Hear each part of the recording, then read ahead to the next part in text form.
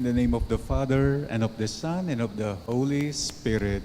Amen. The grace of our Lord Jesus Christ and the love of God and the communion of the Holy Spirit be with you all.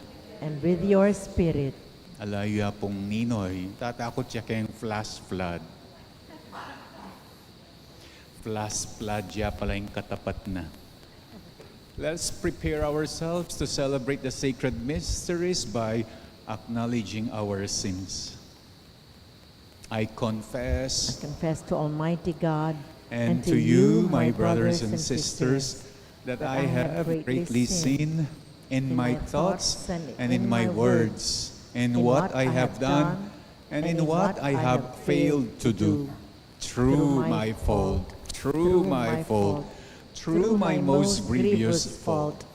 Therefore, I ask Blessed Mary, ever Virgin, all the angels and saints, and you, my brothers and sisters, to pray for me to the Lord our God. May Almighty God have mercy on us, forgive us our sins, and bring us to everlasting life.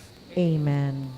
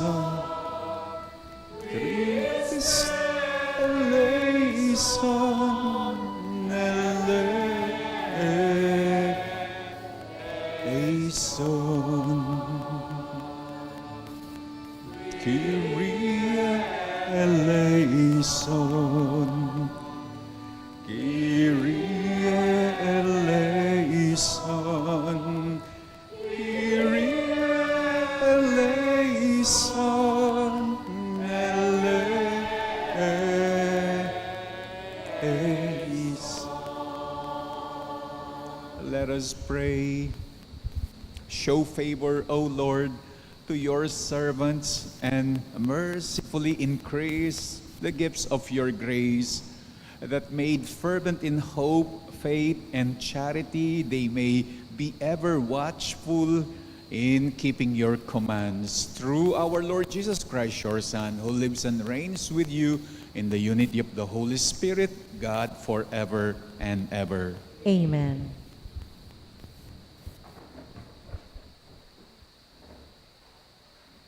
We shall now listen to the word of God.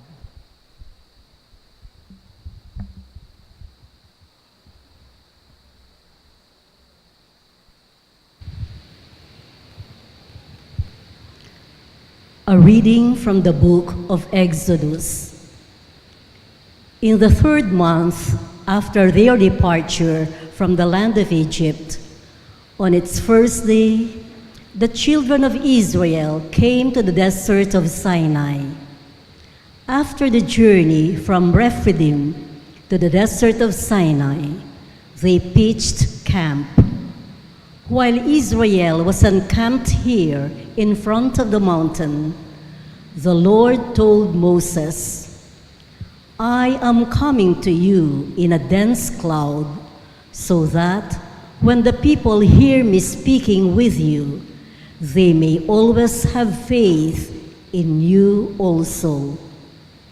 When Moses then had reported to the Lord the response of the people, the Lord added, Go to the people and have them sanctify themselves today and tomorrow. Make them wash their garments and be ready for the 3rd day. For on the 3rd day, the Lord will come down on Mount Sinai before the eyes of all the people.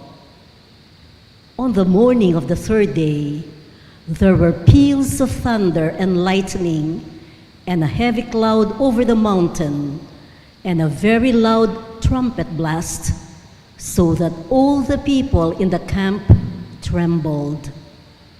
But Moses led the people out of the camp to meet God, and they stationed themselves at the foot of the mountain.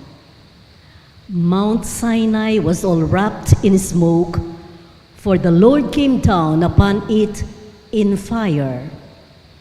The smoke rose from it as though from a furnace, and the whole mountain trembled violently. The trumpet blast grew louder and louder while Moses was speaking, and God answering him with thunder. When the Lord came down to the top of Mount Sinai, he summoned Moses to the top of the mountain. The word of the Lord. Thanks be to God.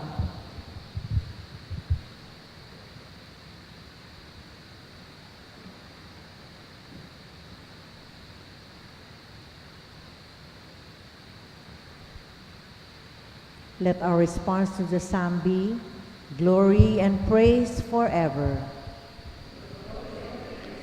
Glory and praise. Glory and praise forever. Blessed are you, O Lord, the God of our fathers, praiseworthy and exalted above all forever. And blessed is your holy and glorious name, praiseworthy and exalted above all for all ages. Glory and praise forever. Blessed are you in the temple of your holy glory, praiseworthy and glorious above all forever. Glory and praise forever. Blessed are you on the throne of your kingdom, praiseworthy and exalted above all forever. Glory and praise forever. Blessed are you who look into the depths from your throne upon the cherubim, praiseworthy and exalted above all forever. Glory and praise forever. Blessed are you in the firmament of heaven, praiseworthy and glorious forever. Glory and praise forever.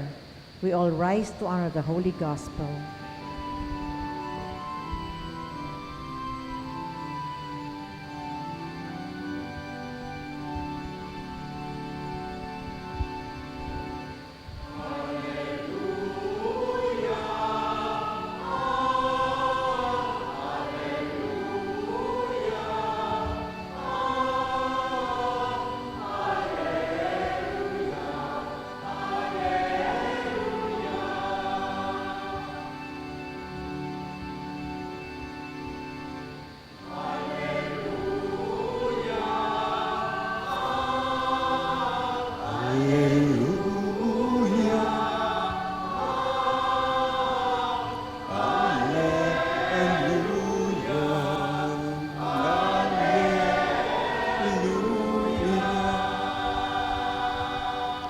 Altogether, blessed are you, Father, Lord of heaven and earth.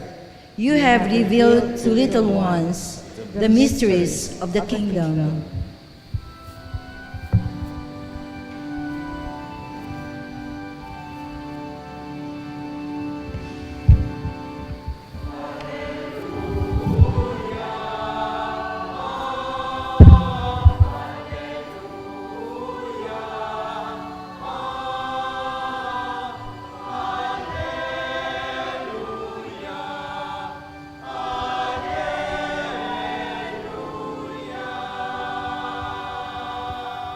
The Lord be with you. And with your spirit. A reading from the Holy Gospel according to Matthew.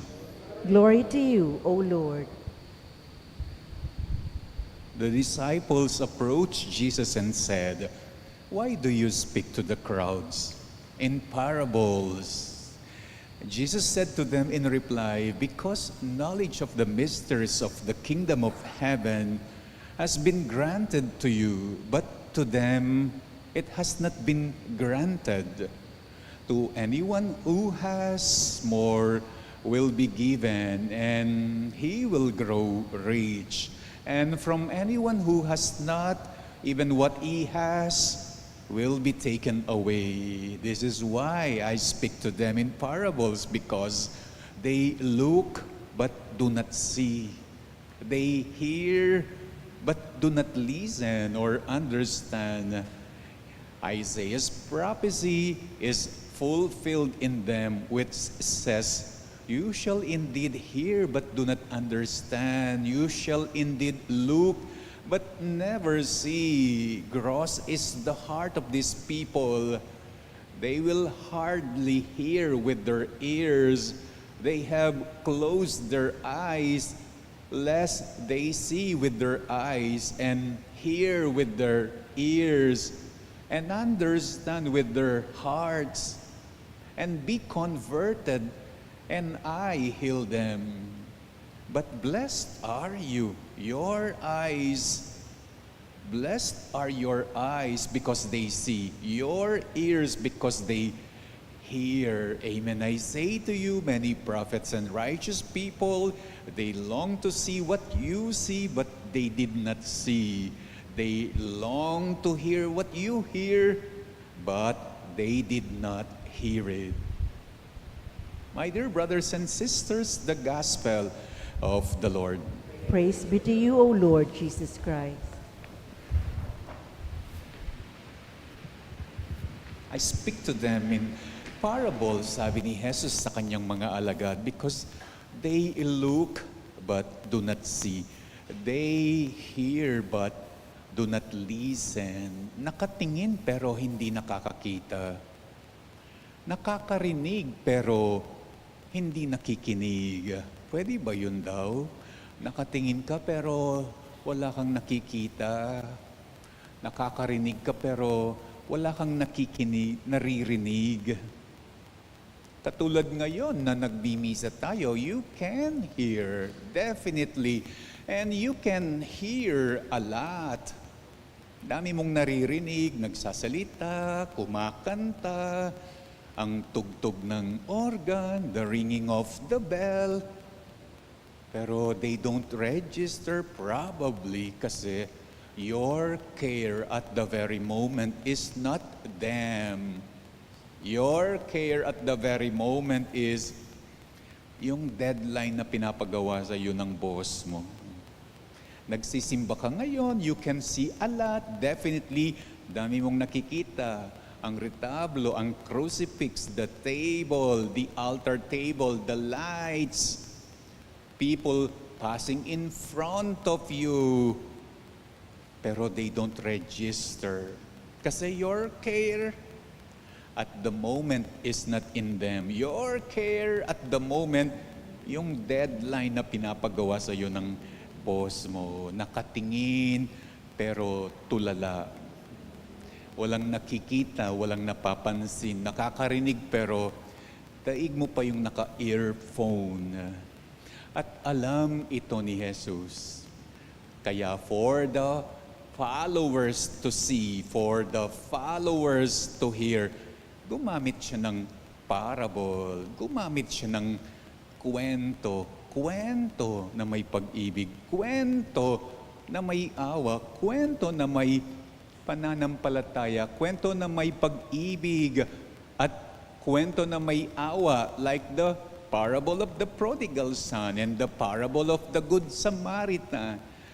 Kwento na may pananampalataya, like the parable of the sower and the parable of the wheat and the weed last Sunday. Bakit gumagamit siya ng kwento na may pagmamahal, pag-ibig, may awa, kwentong may pananampalataya? Dahil daw, love makes you see more. Mercy makes you hear more. Faith makes you understand more. Sino ang hindi nakakaalam sa katotohanan ito? Love makes you see more. Sabi nila, love is blind daw. Bulagya kanuing lugod.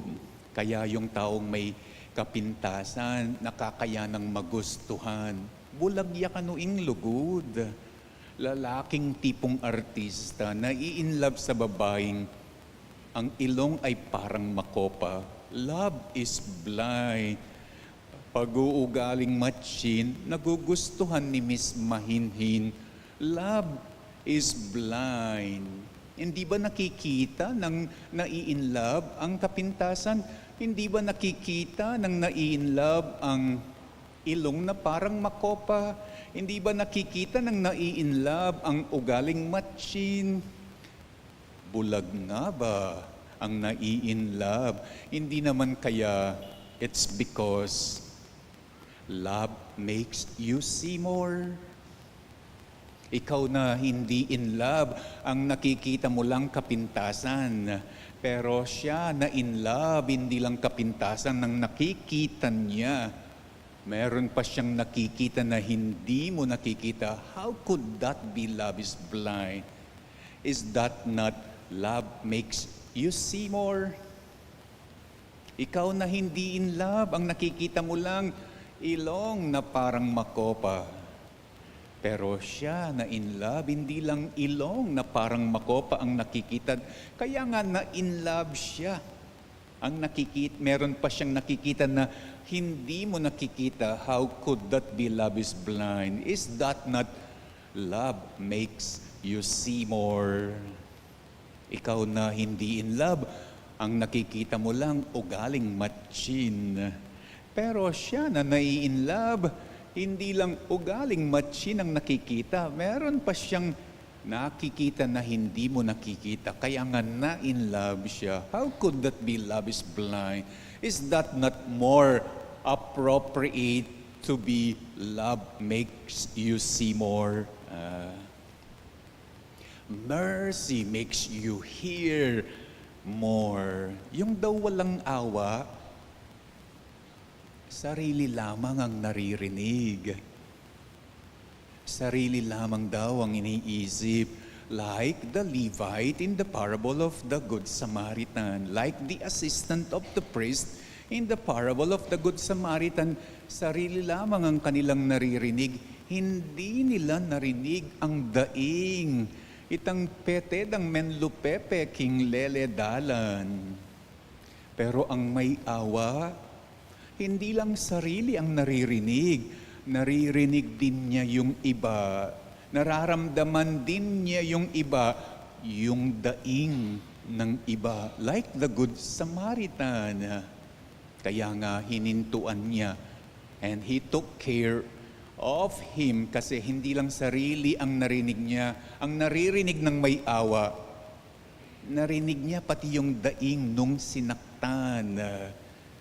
Yung daw taong may awa, naiisip niya yung kung ako ang nasa kalagayan niya, kung ako ang nasa lugar niya, kung ako ang nasa sitwasyon niya, pero yung taong walang awa, never na pumapasok sa isip niya yung if I were in their shoes. Yung walang pananampalataya sa kapwa. Last Sunday, ang sino mang tinuturing niyang masama, gusto na niyang bunutin. Just like the parable of the wheat and the weed. Kasi hindi siya nakakaunawa, kasi wala siyang faith sa mga masasama. Unlike yung may pananampalataya, may faith sa bawat isa, masama o mabuti, ang tinuturing na masama ay kanyang inaayahan. Let them grow together. The reason, kasi he can understand more. So in this Mass, may we love more. May we show mercy more. May we have faith more for us to be able to see more, to hear more, to understand more.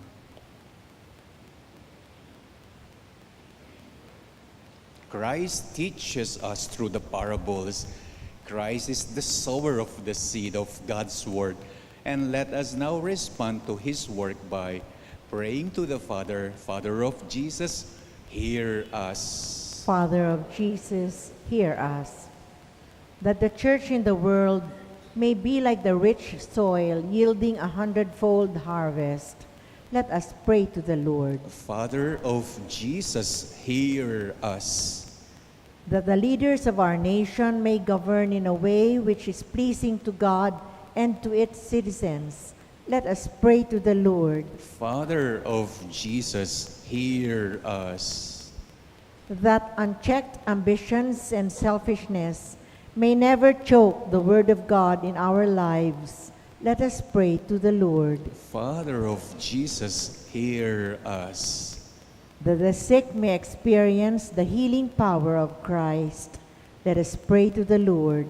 Father of Jesus, hear us. Let's also pray for the following, for the thanksgiving of Sardis and Luz and family. Let's pray for the special intentions of Mary Manette, Nelson, Joselito, Dick and Helen, Ella, Eleanor, Jonel, Pauline, Stephen Floyd, Camille Angelica, Christian Lee, Edelwina, Ria Faye, and family Rex and family Leia Marie, Joanna, Riza, Lori, Aniela, Jade, and Eva.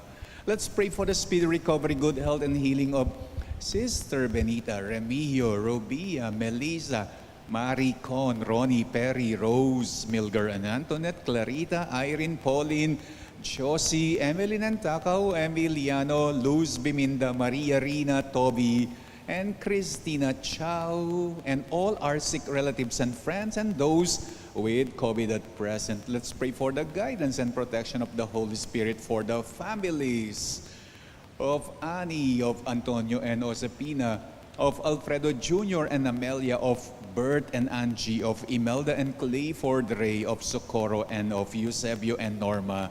Let's also pray for our own safety and of all frontliners against COVID, and that the dead may enjoy light, happiness, and peace in heaven, especially Manuel, Teresita, and Mark, Louis, Juanita, Cesar, Marian, Merla, and Olga, Mark, Romuald, Mario, Arsenia, Rudolfo, and Siriaco, Emiliano, and Nieves, Jose, Trina, and Perla, Benedicto and Rodrigo, Victoria, Jernan, Walter, Felicidad, Lionel, Wilma, Oscar, Oliva, Honorato, Edgardo, and Martina, Estrella, Maria Nieves, Alejo, and Erlinda, Florence, and Alberto, Maria Clarisa, Albert, Mariano, Rodolfo, Orlando, Samson, Orlando, Segundo, and Felicidad, Dominador, Soledad, and Victor, and Victoria, and all the poor souls in purgatory and those who have died because of the pandemic.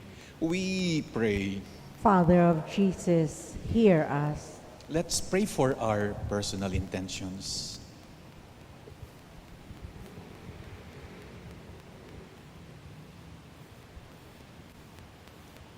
Heavenly Father, help us to recognize the seed of your word at work in our lives.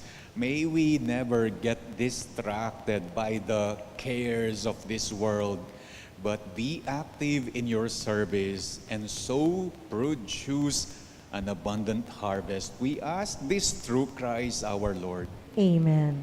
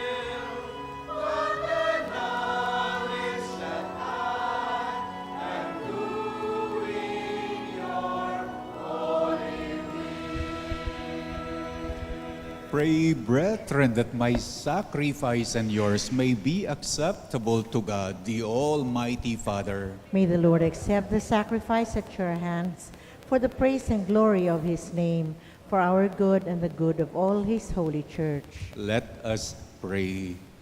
O God, who in the perfect sacrifice brought to completion varied offerings of the law, accept, we pray, this sacrifice from your faithful servants and make it holy as you blessed the gifts of Abel, so that what each has offered to the honor of your majesty may benefit the salvation of all.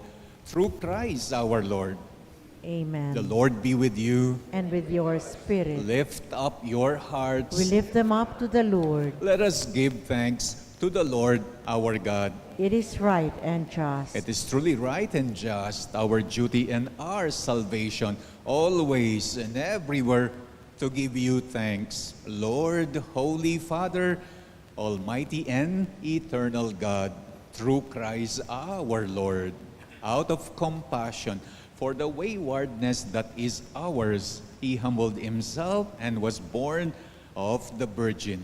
By the passion of the cross, he freed us from the unending death, and by his rising from the dead, he gave us life eternal. And so with angels and archangels, with thrones and dominions, and with all the hosts and powers of heaven, we sing the hymn of your glory as without and we acclaim.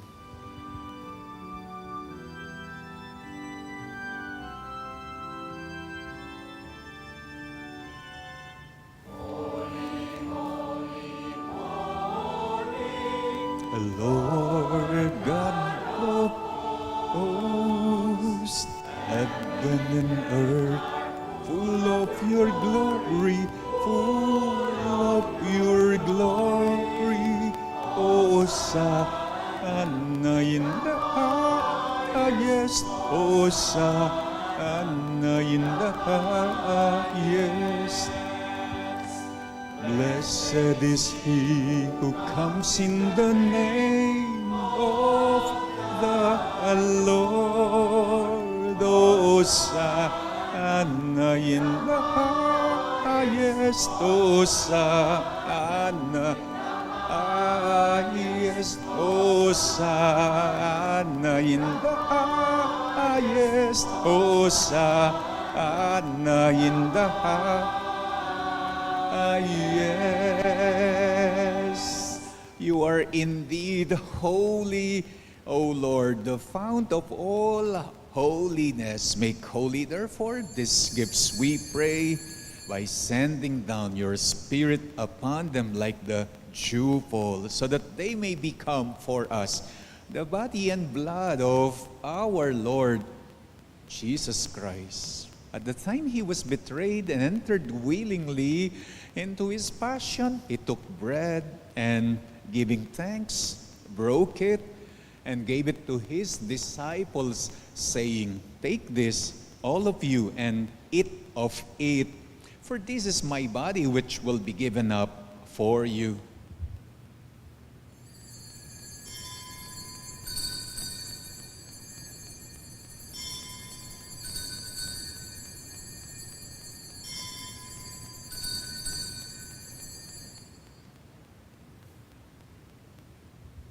In a similar way, when supper was ended, he took the chalice, and once more giving thanks, gave it to his disciples, saying, "Take this, all of you, and drink from it, for this is the chalice of my blood, the blood of the new and eternal covenant, which will be poured out for you and for many, for the forgiveness of sins. Do this in memory of me."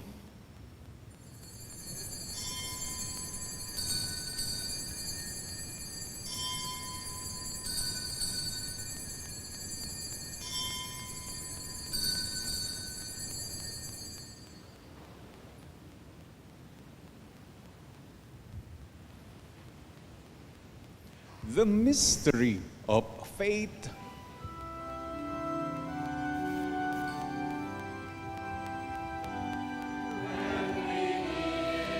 this bread and drink, this cup we proclaim your death, O Lord, until you come again, until you come again, we proclaim your death, O Lord.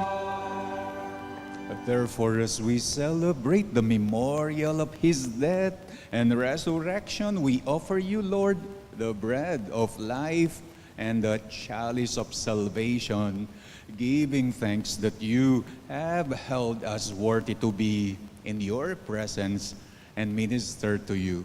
Humbly we pray that partaking of the body and blood of Christ, we may be gathered into one by the Holy Spirit.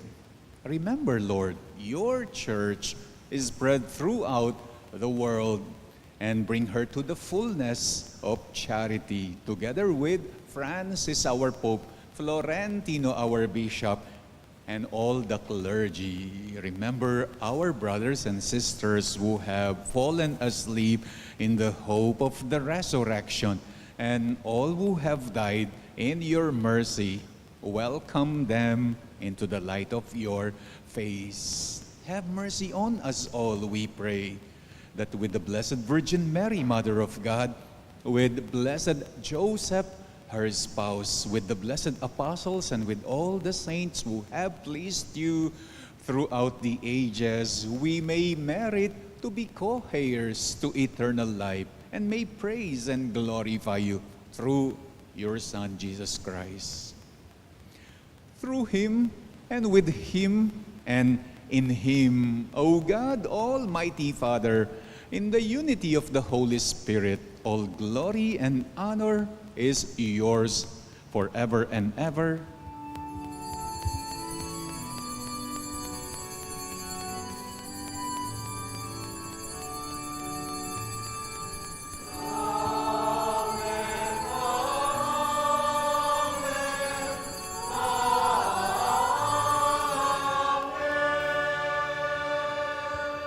At the Savior's command and formed by divine teaching, we dare to pray.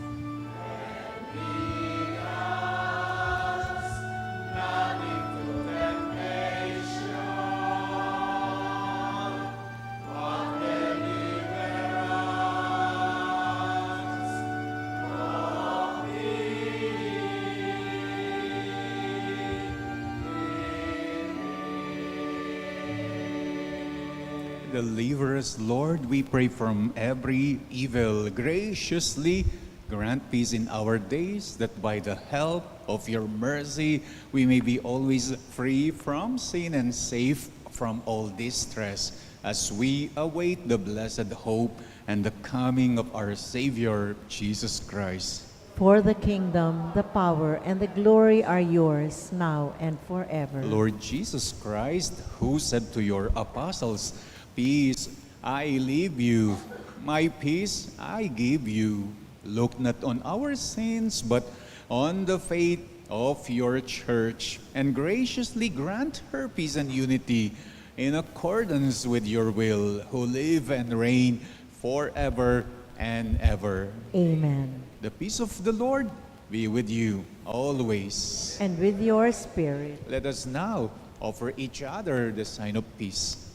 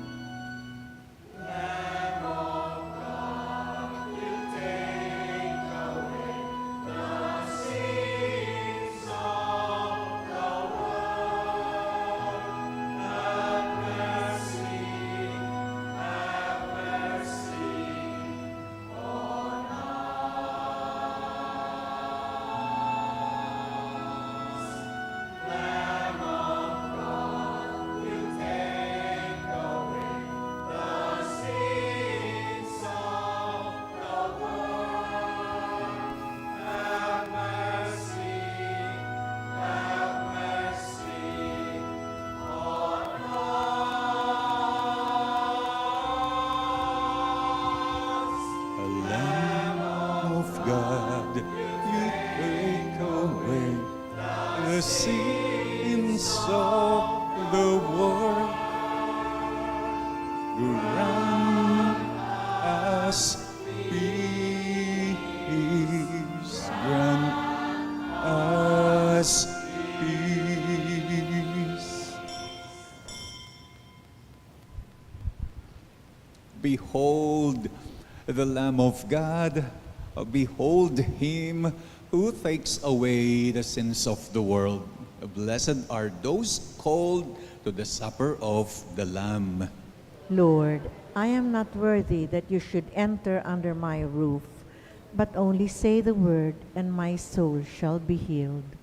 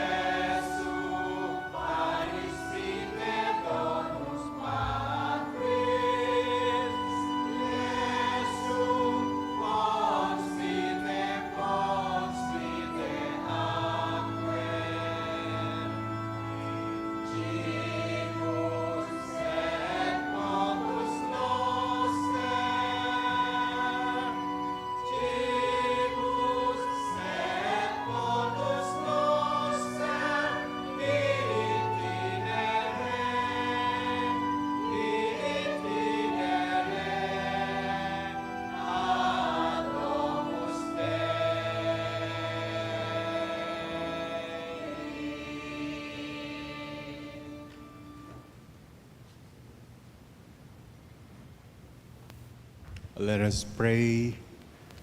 Graciously be present to your people, we pray, O Lord, and lead those you have imbued with heavenly mysteries to pass from former ways to newness of life. Through Christ our Lord. Amen. The Lord be with you. And with your spirit. And may the Almighty God bless you all, the Father, the Son, and the Holy Spirit. Amen. Our celebration is now over. Go in the peace of Christ. Thanks be to God.